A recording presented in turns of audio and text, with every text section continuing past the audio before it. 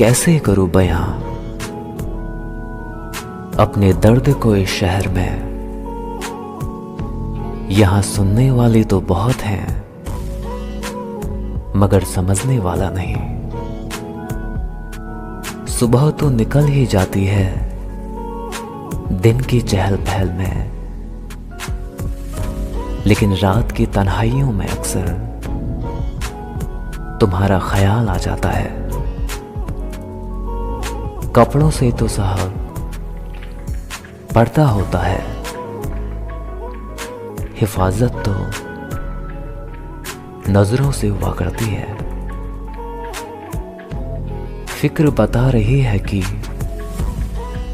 मोहब्बत जिंदा है।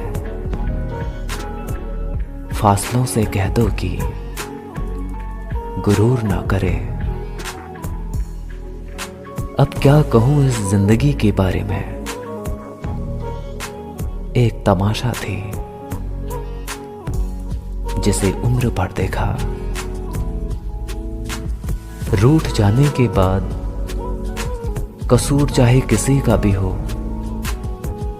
लेकिन बात का आगाज वही करेगा जिसे बेपनाह मोहब्बत हो।